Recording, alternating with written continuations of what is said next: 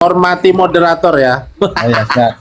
Nje, Oke, Mas Romi 2009 lulus. Nggak lulus, saya nggak sampai lulus 2 tahun. Oh, berarti gagal ya di tengah jalan ya. Oke. Lanjut.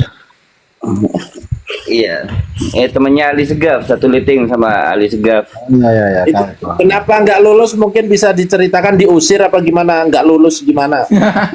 Pengen Udah nikah kaya dari Madura bawa tembaga, di sana jadi emas mungkin. pengen nikah sama orang Arab waktu itu. Oh iya.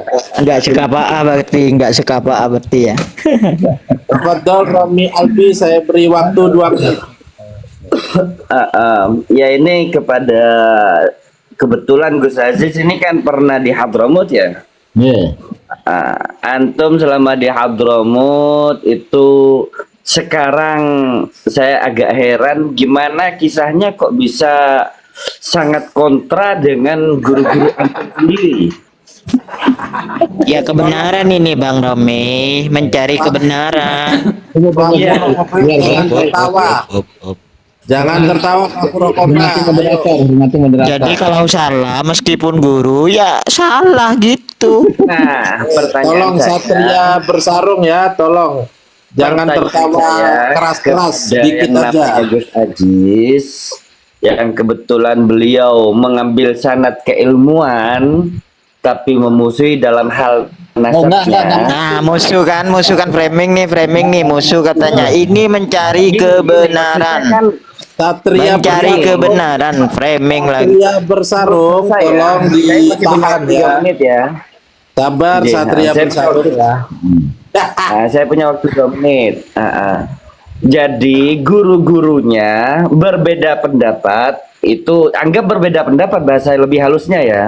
Ya, Itu kok bisa sekarang Kang Gus Aziz seorang murid itu menjadi alamah dan menafikan nasab guru-gurunya. Nah, Ya. itu gimana kisahnya itu? Ya, Seakan-akan Habibullah Baharun itu, wah Baharun ente palsu ente, Habib Umar palsu ente, Habib Salim palsu ente. Nah, Ya. itu kayak gimana? Ya, Sebentar Mas Aziz. Sebelum dijawab Mas Aziz, perlu diketahui para penonton, Romi ini ingin menanyakan perihal sanad keilmuan ya, namun dia gagal bukan dalam belajar di Enggak Al-Aqsa. gitu, nanyain gimana ceritanya kok bisa beda haluan gitu loh. Iya. Bentar dulu, saya turunkan semuanya ya. Iya. Oke, saya ingin mengambil kesimpulan bahwasanya pertanyaan yang ditujukan kepada Mas Aziz tadi ya. Cuman di sini perlu diketahui Romi ini gagal ya, tidak sampai lulus ya. Mungkin bisa diambil kesimpulan derajat pangkatnya masih lebih tinggi Mas Aziz. Monggo silakan Mas Aziz. nggak boleh gitulah, Gus ya, nggak boleh gitu. Nggak apa-apa, gitu juga nggak apa-apa. Orang punya alasan. Iya enggak boleh gitu. Boleh. Untuk saat ini boleh karena saya moderator di sini Oh ya, penguasa. siap. Siap. Ampun. Moderator menyerang personal. Aduh. Boleh saya ngomong ya, boleh ya? Boleh ya. Siap. Jadi gini kronologisnya itu. Di bulan Ramadan tahun kemarin ya. Ramadan yang kemarin dan kemarinnya lagi tuh awal-awal viralnya tesis Kiai Haji Madudin itu. Nah, pada awalnya memang ada desas-desus itu mengenai bahwasanya Ubaidillah itu tidak bersambung kepada Ahmad bin Isa atau langsunglah kepada Rasulullah Shallallahu Alaihi Wasallam, karena memang Ubaidillah ini tidak terkonfirmasi oleh kitab-kitab nasab dan seterusnya lah dari ulasan yang disampaikan oleh Kiai Haji Madudin itu ya. Pada awalnya saya menentang. Waduh, ini Kiai Imad, wih, ini satu klan yang dihabisin ini. Gimana? Nah, makanya disitulah saya telusuri itu benar atau enggak sih sebenarnya kesimpulan atau tesis yang dilakukan oleh Kiai Haji Madudin itu. Itu saya awalnya membela. Bahkan saya itu belanja kitab sampai 5 juta itu dari kitab-kitabnya Ba'alawi, kemudian kitab-kitab nasab dan seterusnya. Saya sinkronkan. Oh iya ya. Pada akhirnya mencapai sebuah kesimpulan bahwasanya benar apa yang dilakukan oleh Kiai Haji Madudin itu memang sesuai dengan data-data yang beliau kutip. Nah, sehingga dari situlah saya memilih untuk apa namanya membela kepada Kiai Haji Madudin. Mufarokoh. Mufarokoh ya betul dengan Balawi. Karena memang pada dasarnya ketika itu saya semenjak kuliah, semenjak pesantren itu saya memang kritis itu Kang Romi ya, mohon maaf. Saya memang Alhamdulillah. dan apa namanya, apalagi ketika dihadapkan dengan polemik nasab yang sampai terjadi saat ini berlangsung hampir 2 tahun ini. Dikuatkan dengan data-data yang mampu untuk saya capai.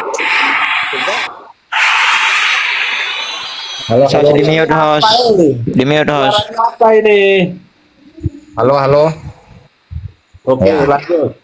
Karena saya ini sangat-sangat tertarik, di samping saya itu kritis dan juga tertarik dengan pengetahuan dan keilmuan, sehingga saya itu berbalik, malah mendukung tesis Kiai Haji Imaduddin. Nah, sehingga sangat salah ketika saya ini di framing sebagai seseorang yang sangat benci kepada para habaib atau melawan, ya tidak.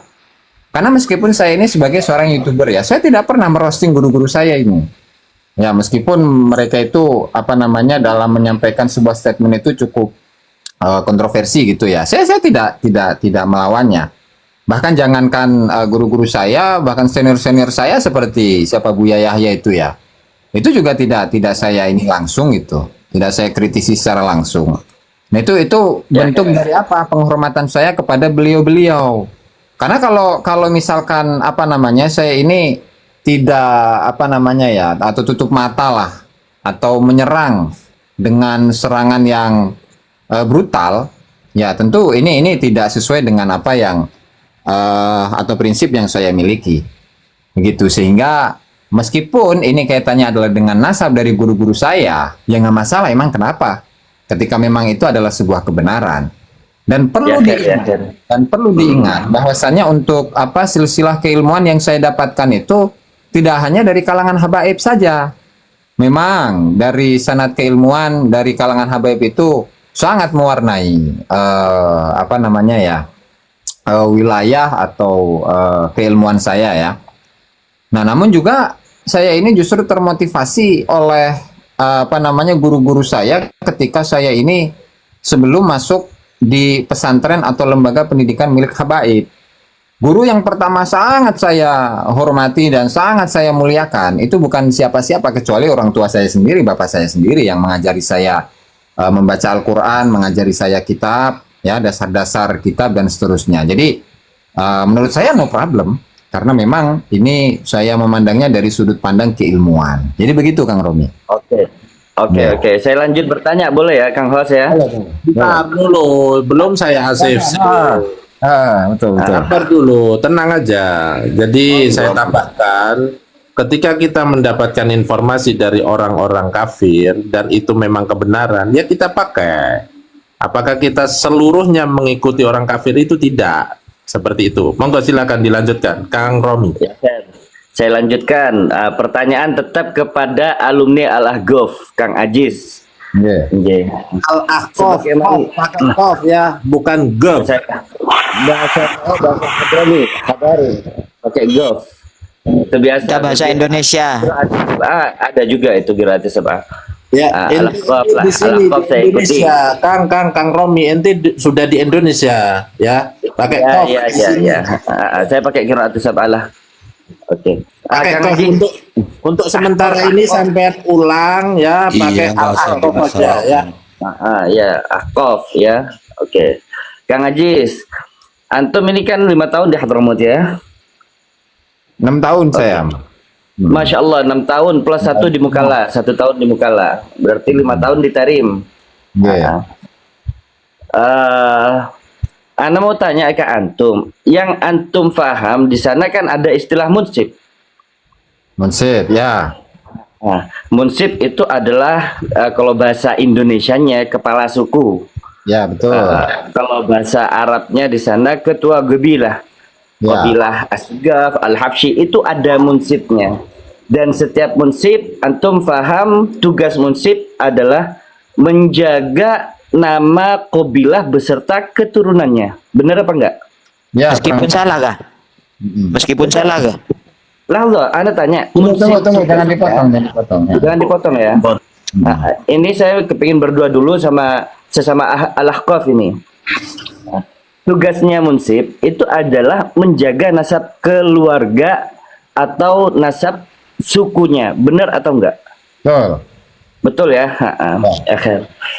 Setelah itu, sekarang antum posisi berada di Indonesia, mempertanyakan nasab tentang Alawi atau Ubaidillah. Ya, Mempertanyakan nasab tentang Ubaidillah. Dan antum mempertanyakan di versi kitab-kitab yang ada. Sedangkan kalau menurut hemat ana, kenapa antum selaku alumni Al-Ahqaf tidak bertanya langsung kepada munsib qabilah yang ada di Hadramut? Dan termasuk beliau-beliau adalah guru antum. Kenapa antum langsung bertanya tentang kitab-kitab yang ada di Indonesia, sedangkan antum bisa bertanya langsung kepada keturunannya alias munsib atau guru antum sendiri? Kenapa di Indonesia sekarang yang ramai? Apa antum sudah bertanya ke Al-Habib Abdullah Baharun selaku guru antum? Gimana guruku? Dan semua munsib, catatan keluarga itu tidak semuanya ditadwin di dalam bentuk kitab dan dicetak oleh perpustakaan. Perlu antum ketahui. Ya. Setiap keluarga munsib itu pasti memiliki catatan keluarga dan itu pasti berupa manuskrip di keluarga tersebut dan tidak diedarkan keluar. Benar apa enggak? Sudah. Jadi pertanyaannya kenapa antum nggak bertanya langsung ke munsib pencatat nasab guru-guru antum sendiri? Ya. Oke. Sebentar Mas Adis. Untuk teman-teman ya, kalau ingin bergabung ngobrol sama Mas Romi ini harus ke Al-Ahqaf dulu. Al-Ahqaf dulu ya. Mas Santri Pertanyaan sesama alumni Ahqaf ya. dulu ya. Iya, monggo. Oke, silakan. Terima kasih. Oke. Jadi memang di sana itu di Hadramut itu banyak munsib dan dari masing-masing marganya itu ya, entah itu marga Al-Atas, Syekh Abu Bakar bin Salim, As-Segaf, Al-Habsyi, Al-Haddad dan lain sebagainya. Nah, kebiasaan yang dimiliki oleh munsib itu adalah mencatat nama-nama dari masing-masing keluarga itu. Nah, hanya saja yang dicatat itu adalah orang-orang yang hidup di masa itu. Ya, di masa sang munsib itu hidup. Dan kalau memang dicatat ya dicatat dalam arsip-arsip pribadi. Nah, lalu sekarang yang dipertanyakan itu adalah seorang tokoh yang hidup 1000 tahun yang lalu. Nah, kalau memang mereka itu memiliki data mengenai seorang tokoh yang bernama Imam Ubaidillah yang meninggal pada tahun 383 Hijriah. Kenapa dalam kitab-kitabnya Ba'alawi sendiri bahwa yang pertama kali mencatat nasabnya adalah Ali bin Abu Bakar As-Sakron? Ini bukan statement saya, tetapi ini adalah statement dari Syekh Ahmad bin Abdul Karim Al-Hasawi, yaitu murid dari Habib Abdullah bin Alwi Al-Haddad. Kemudian yang kedua, statement itu pun sama dengan yang disampaikan oleh Habib Abdurrahman bin Abdullah bil Faqih dalam kitabnya Ithaf Bani Alawi.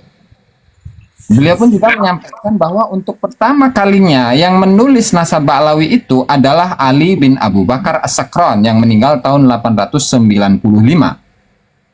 Sehingga hal ini menjadi jawaban ketika kita ini, kenapa kok nggak bertanya kepada munsib-munsib yang ada saat ini? Ya jelas lah, yang kita pertanyakan itu adalah seorang tokoh yang hidup 1000 tahun yang lalu, sementara yang mereka catat itu adalah orang-orang yang hidup di masanya. Dan kalau melihat kesejarahan dari munsib-munsib itu, muncul awalnya itu ada pada masanya, siapa itu? Sebelum dari Habib Ali Drus, di masanya Ali Drus di abad 10 Hijriah itu. Sehingga ketika menanyakan hal yang serupa kepada mereka, jawabannya akan sama. Inilah catatan yang kami miliki. Jadi begitu, mereka itu pun tidak akan mendapatkan jawaban dari pertanyaan yang disampaikan oleh Kiai Haji Imaduddin, atau mereka itu tidak akan mampu untuk mendatangkan data yang diminta oleh Kiai Haji Imaduddin Utsman Al-Bantani. Barangkali segitu saja yang dapat saya sampaikan itu. Monggo, moderator Kang Kingkong. Ya, bagaimana Kang Romi, sudah ada kepuasan nggak dari pertanyaan Anda? Kurang jelas juga, walaupun agak jelas, tapi masih kurang puas dengan jawabannya. Ya jauh, tingkat keilmuannya jauh Kang Romi. Iya jauh, iya. Jadi kalau mau beli baju, kita tanya ke tokonya, ya jawabannya ya pastilah. Bentar, Bisa diprediksi sendiri kan? Saya kasih kesempatan untuk santri-santri di luar Al-Ahqaf. Silakan Satria Bersarung. Saya Kang mau tanya ke Gus Jazuli. Gus Jazuli, selama ini terkait jenengan ini masuk di dunia apa ini ya, penelitian nasab, ada gak intervensi dari pihak guru atau apa itu? Karena kan sampean kan alumni dan alumni Yaman dan bertentangan, tapi kan tujuan sampean kan mencari kebenaran ini kan. Siapapun dari manapun itu, jika kebenaran ya tetap katakan kebenaran kan, seperti itu. Nah, pertanyaannya saya tadi itu, apakah pernah ada intervensi? Ya, kalau intervensi secara pribadi gitu nggak ada ya. Ya meskipun setelah ketika saya itu menjadi perwakilan dari Kiai Haji Imaduddin dalam debat Banten itu, saya itu disomasi dari kumpulan alumni Al-Ahqaf itu ya, apa itu namanya, Himah Al-Ahqaf itu ya. Ya menurut saya ya terserah, saya akan melakukan hal yang menjadi prinsip hidup saya. Meskipun seandainya misalkan kalau ijazah saya dicabut misalkan ya, itu silahkan, nggak masalah. Karena yang saya perjuangkan itu adalah kebenaran. Seandainya Mantap. itu ya, silahkan dicabut, silahkan.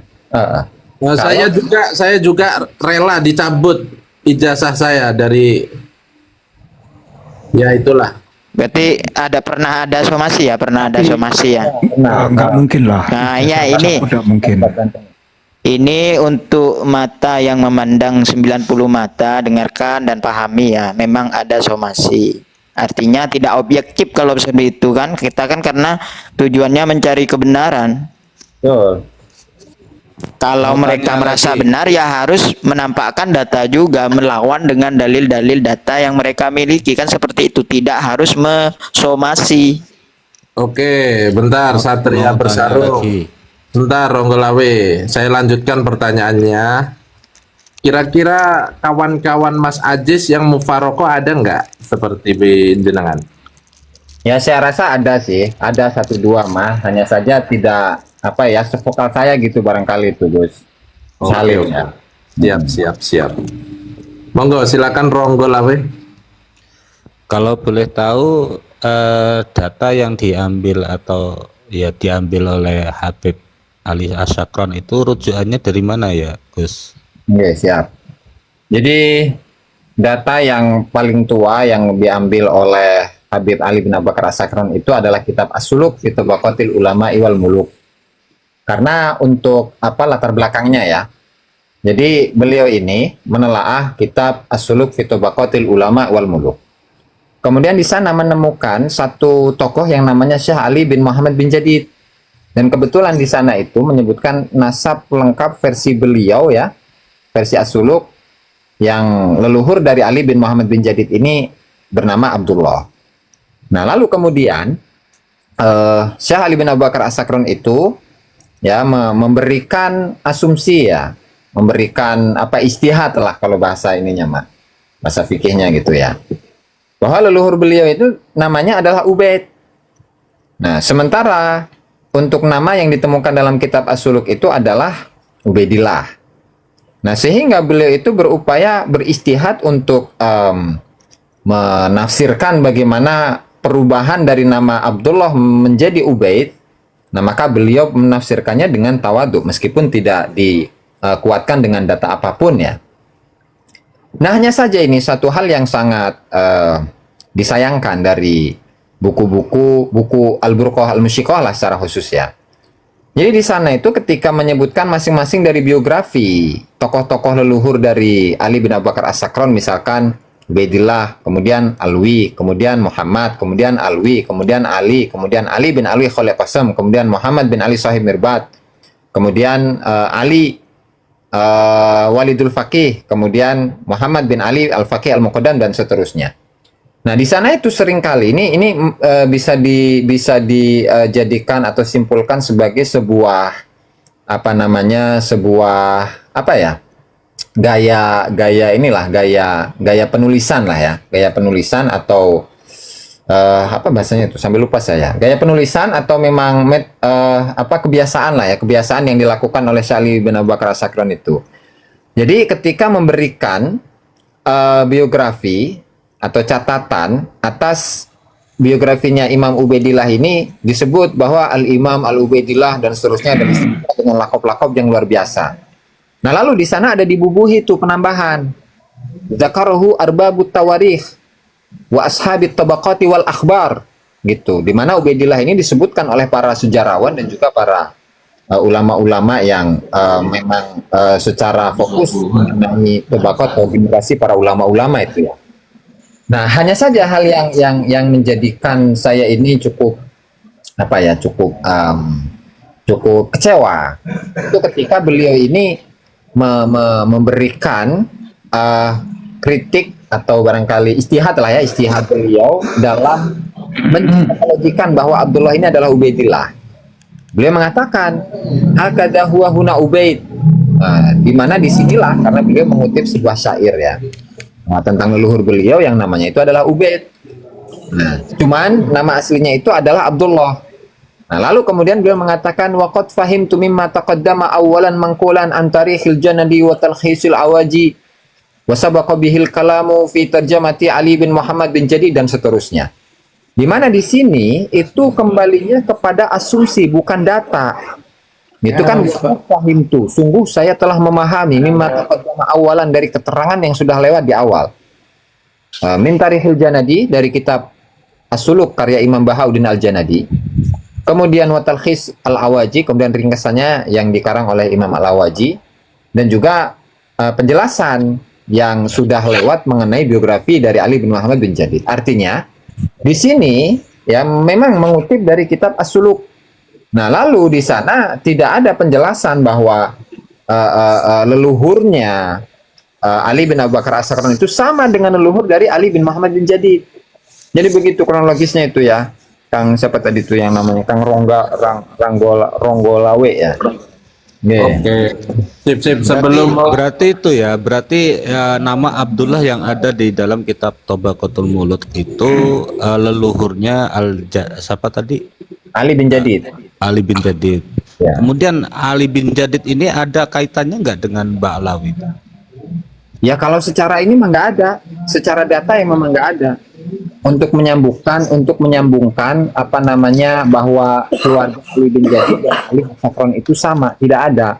Makanya itulah salah satu pertanyaan yang saya sampaikan, pertanyaan Kiai Haji Madudin yang saya sampaikan dalam debat Banten itu, mana buktinya bahwa leluhur dari Ali bin Abu Bakar As-Sakron dan Ali bin Muhammad bin Jadid itu memiliki leluhur yang sama? Nggak ada, nggak terjawab di sana itu. Dengan luar biasa gitu. Bentar. Sebelum dilanjutkan Mas Romi ya, saya ingin bertanya kepada teman-teman yang ada di bawah. Ketika Anda berada di posisinya Mas Aziz Jazuli sebagai murid Al-Ahqaf, kemudian beliau tadi menyampaikan siap diambil ijazahnya, kira-kira teman-teman yang di bawah siap tidak ketika ada ancaman ijazah untuk dicabut? Siap tidak? Jawab di typing, silahkan. Monggo dilanjut Mas Romi. Siap. Oke. Yang rusak nanti akreditas Al-Ahqafnya sendiri. Iya. Karena nanti akan dipandang oleh universitas lain. Dasarnya apa itu? Kamu itu jangan sentimen ngambil sertifikat atau apa sih istilah sekolah? Ijazah. Nah, itu nggak berdasar. Kalau Bang Rokobo, kalau saya kembalikan tapi biayanya saya minta juga. Ya kalau minta ilmunya ya ambil itu. sendiri.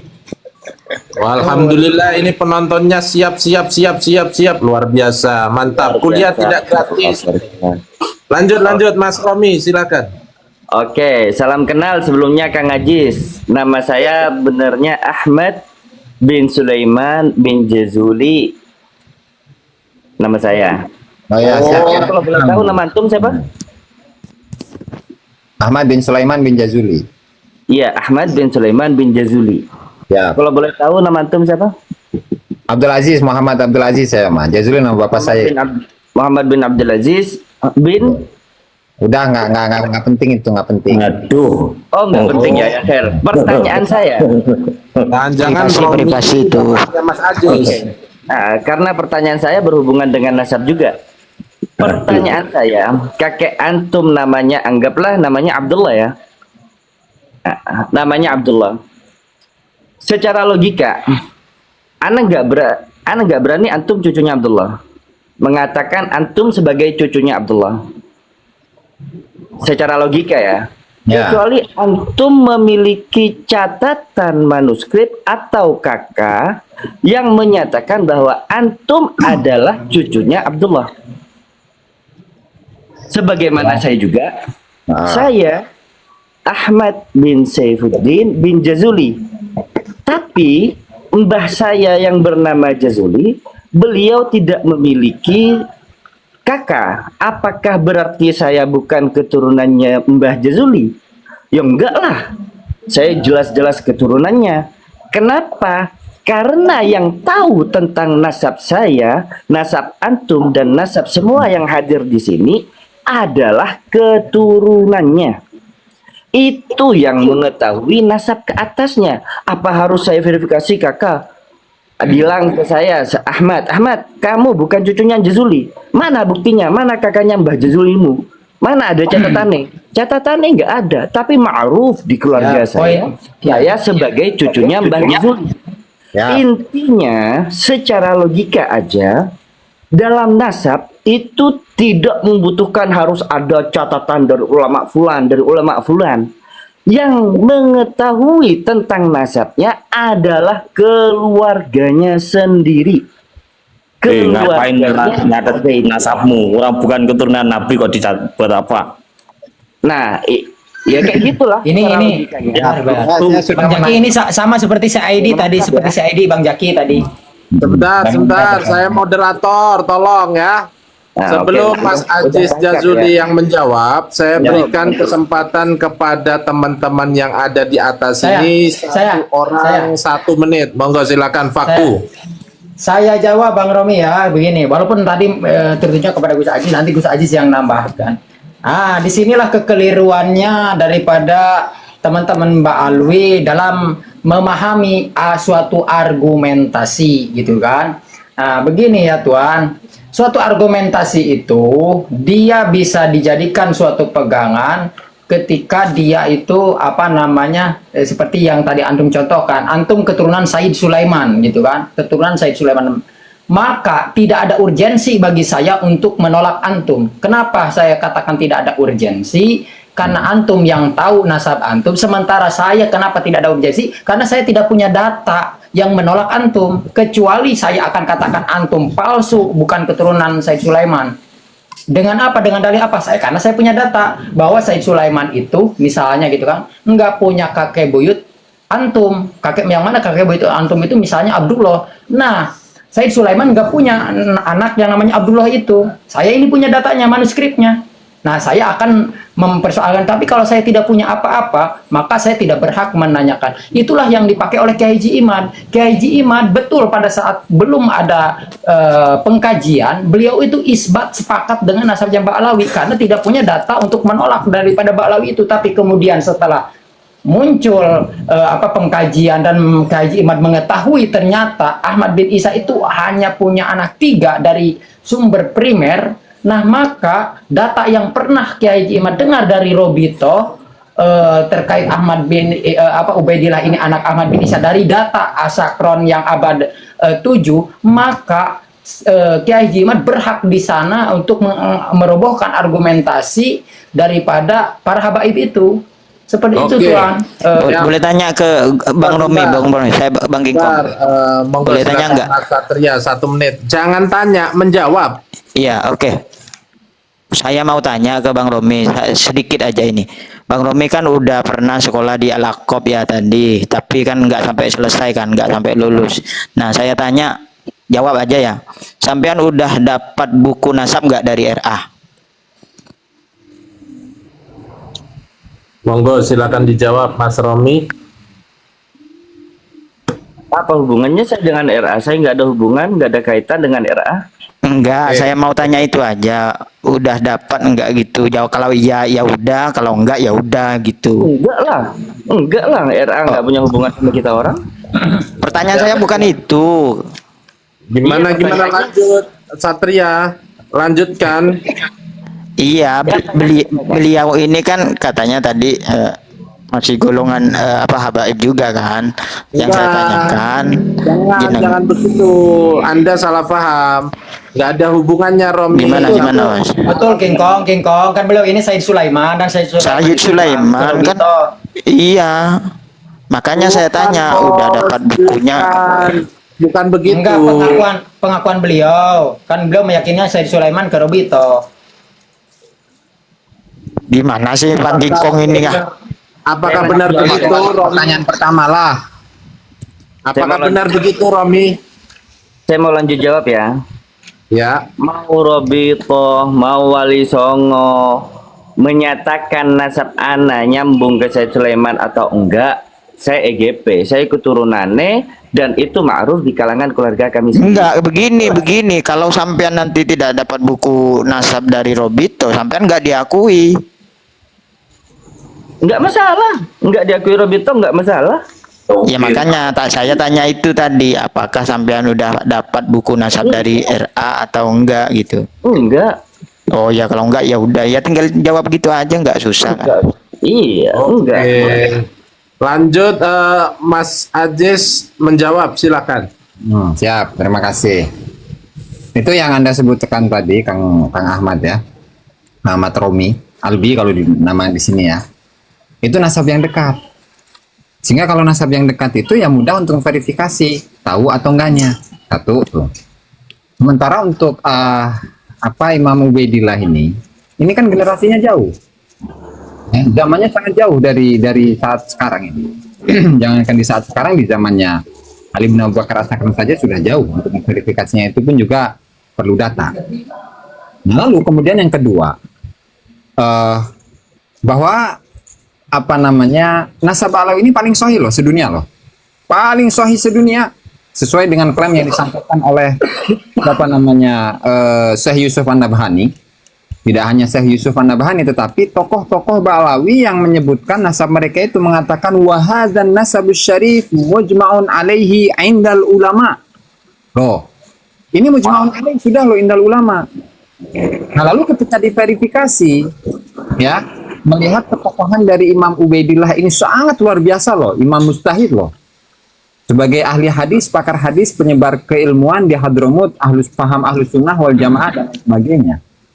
Sehingga antara klaim, ketika ada satu klaim yang ternyata klaim ini tidak mampu ya didatangkan bukti yang menunjukkan akan kebenaran dari nasab tersebut. Lalu apakah kemudian kita itu memaksakan diri untuk tetap mempercayai bahwa nasab itu adalah nasab yang paling sahih sedunia, bahkan mujma'un alaihi indal ulama? Tentu itu satu Statement yang iya. Ya, satu itu untuk kedua ya. Sehingga wajar Kiai Haji Madudin itu menyatakan bahwa ketokohan dari Ubaidillah ini atau tokoh Ubaidillah ini adalah tokoh yang fiktif, wajar. Kenapa antara klaim dengan bukti tidak sinkron? Tuh. Kemudian dilihat dari sisi DNA-nya juga. DNA untuk tahun segitu itu leluhur Ba'alawi belum datang ke Hadramut itu. Karena dari DNA-nya itu kan kelihatan migrasi-migrasinya itu dari mana ke mana, tahun berapa, kelihatan. Nah, sehingga di tahun itu Ubaidillah itu memang belum datang ke sana. Artinya itu adalah tokoh-tokoh yang memang sengaja dibuat untuk menunjukkan bahwa nasab yang mereka miliki itu adalah sebuah nasab yang memang benar. Tuh. Nah, kemudian selanjutnya, kalau ada pertanyaan loh, yang namanya keluarga itu pasti kan lebih tahu, betul. Tetapi untuk keluarga yang lain terkonfirmasi atau tidak, itu kan? Artinya yang disebutkan oleh para ulama-ulama sejarah itu adalah ketokohan dari Ali bin Muhammad bin Jadid tadi yang saya sebutkan. Apakah pernah Ali bin Muhammad bin Jadid ini menyebutkan keluarga-keluarga yang lainnya? Dan ternyata beliau tidak menyebut kecuali satu saudaranya saja yang bernama Abdul Malik. Kemudian untuk menunjukkan bukti bahwa keluarganya Ali bin Abu Bakar As-Sakran itu adalah satu keluarga besar dengan Ali bin Muhammad bin Jadid yang merupakan Bani Ubaidillah atau Bani Abdullah, itu tidak ada bukti juga. Ya, sehingga itu tertolak oleh ulama ahli nasab. Kemudian yang selanjutnya, ada satu makalah yang dinisbatkan kepada Imam Malik meskipun itu tidak sah ya. La yasihhu nisbatuhu ila Imam Malik radhiyallahu taala anhu. Yaitu apa? An-nasu mu'tamanuna ala ansabihim ma lam yad'u syarfan.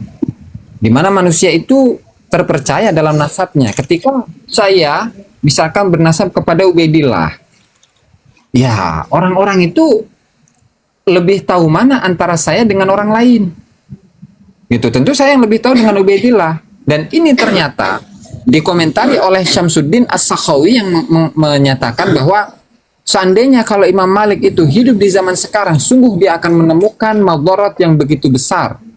Karena ini membuka pintu selebar-lebarnya kepada siapapun untuk mengaku sebagai keturunan siapapun. Maka hal ini ya, an-nasu mu'tamanuna ala ansabihim itu tidak bisa dijadikan sebagai sebuah pedoman akan kebenaran dari sebuah nasab. Nah, kemudian dalam redaksi lain, an-nasu mu'tamanuna ala ansabihim ma lam yadda'u syarafan, ada penambahannya tuh. Selagi mereka itu tidak mengaku sebagai syarif keturunan Rasulullah Shallallahu alaihi wasallam. Nah, berarti ketika ada seseorang yang mengaku sebagai keturunan Rasulullah Shallallahu alaihi wasallam, ya maka menurut kaidah ini atau statement tadi itu pun juga tertolak. Nggak bisa itu ditolak, nggak bisa itu diterima. Harus ditolak. Kenapa? Karena dia mengklaim dirinya sebagai seorang syarif. Maka harus mendatangkan bukti. Tuh kan? Nah, kemudian yang selanjutnya, bahwa statement dari Imam Ibnu Hajar Al-Haytami dalam kitabnya As-Sawa'iqul Muhriqah itu, beliau mengatakan yang bagi likulli ahadin an yakuna lahu ghiratun fi hadan nasabi syarifi wa dhabtihi hatta la yantasiba ilaihi sallallahu alaihi wasallam ahadun illa bihaq.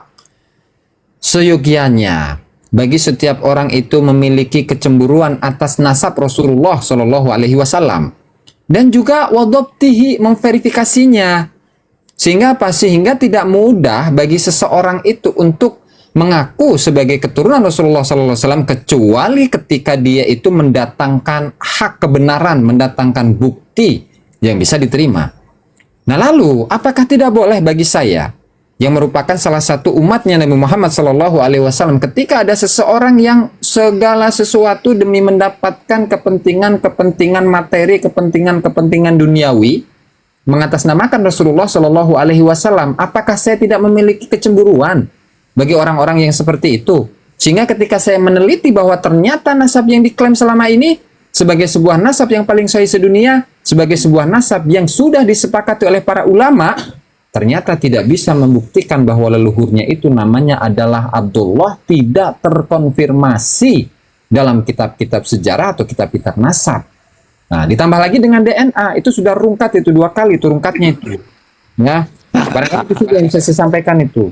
Oke, terima kasih Mas Ajis. Kira-kira Mas Ajis, ada nggak pertanyaan yang bisa ditujukan kepada Kang Romi ini? Pertanyaannya saya cuma satu, motifnya apa membela Ba'alawi? Oke, silakan dijawab Kang Romi. Motif saya baik ke Ba'alawi, baik ke keturunan Wali Songo, baik ke keturunan siapapun di luar Ba'alawi yang mereka mengklaim, menghafal tanpa memiliki catatan bahwa mereka adalah keturunannya, saya nggak berani berhujah apapun. Karena yang mengetahui nasabnya sendiri adalah keturunannya sendiri. itu Ini nasabnya Rasulullah, bukan nasabnya sendiri. Jadi bukan tentang motif saya ingin membela Ba'alawi, saya ingin membela Wali Songo, saya ingin membela nasab siapapun. Saya nggak berani mengomentari nasab orang lain karena saya bukan keluarganya. Yang nggak punya mengetahui data. nasabnya adalah keluarganya, adalah keturunannya. Saya nggak mengomentari nasabnya Kang Aziz. Kenapa saya nggak tahu nasabnya Kang Aziz? Apa saya harus minta kakeknya Kang Aziz? Enggak. Saya nggak berani mengomentari karena saya bukan keturunannya. Bahkan saya berdosa besar apabila saya menafikan Kang Aziz menyatakan Muhammad Kang Aziz bin Abdullah bin Alawi bin Turmudi. Saya bilang, Kang Aziz, kamu bukan cucunya Turmudi, kamu bukan keturunannya Turmudi. Saya nggak berani bilang kayak gitu. Buktinya mana, Kang Karena Aziz? nggak tahu, iya karena nggak tahu kan. Tahu. Yang menghafal tahu kan, ya. Kang Aziz adalah Kang Aziz sendiri.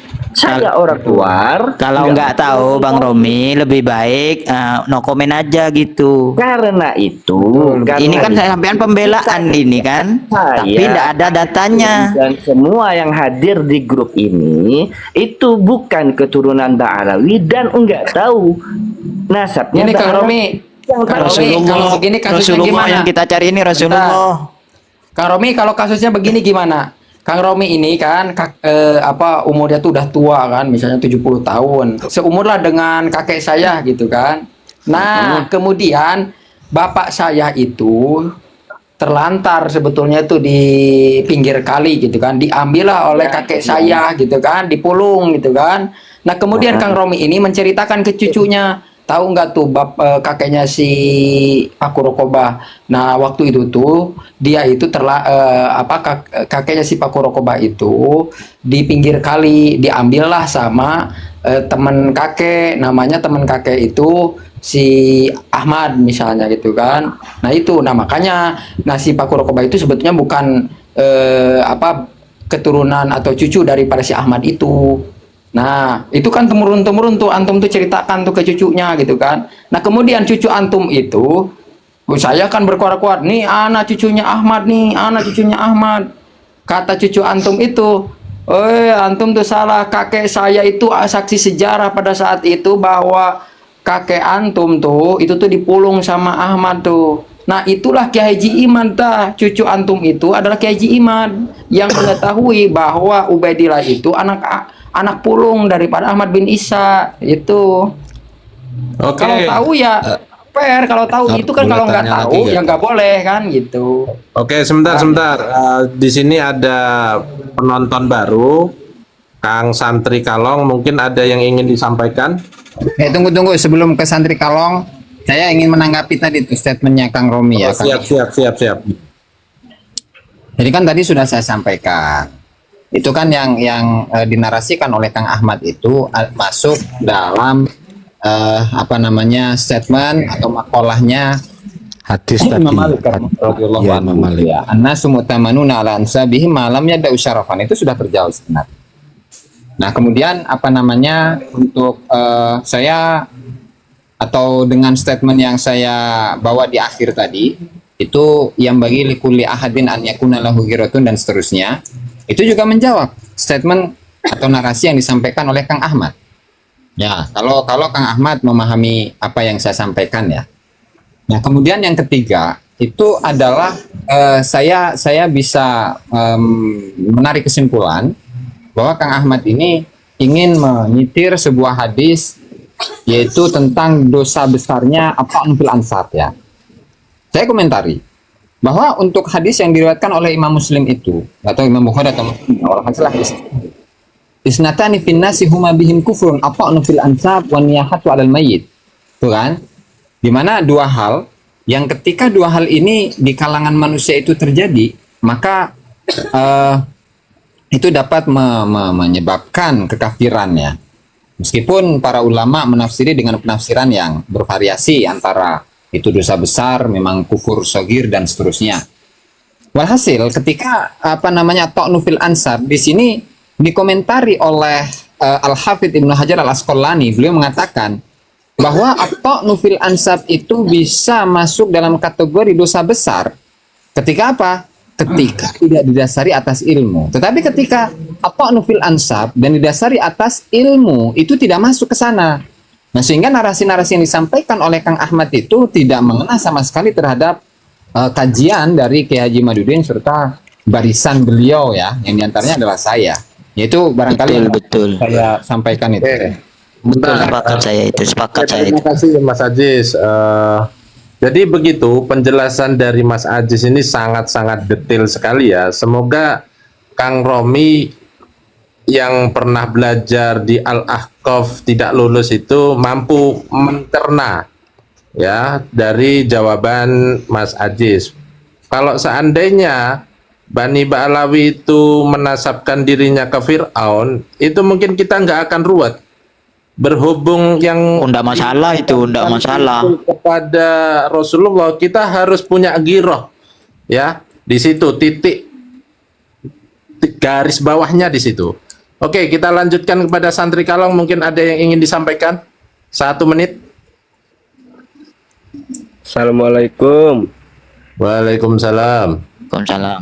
Warahmatullahi wabarakatuh. Wih, ada Kang Hasan. Saya ini muridnya Gus Ajis. Jadi Murid dari mana weh? Nah. Ya siap Gus Hasan nggih. Lanjut. Tanya Tor. Sebentar, Ronggol Lawe, sabar. Habis ini sampean. Monggo silakan Kang Santri Kalong. saya ini muridnya Gus Ajis, santrinya. Saya ngikuti Gus Ajis aja. Oke, terima kasih Kang Santri Kalong. Ngomong-ngomong dari mana? Hadramaut atau India? Dari Yaman. Oke, terima kasih. Monggo silakan Kang Ronggolawe.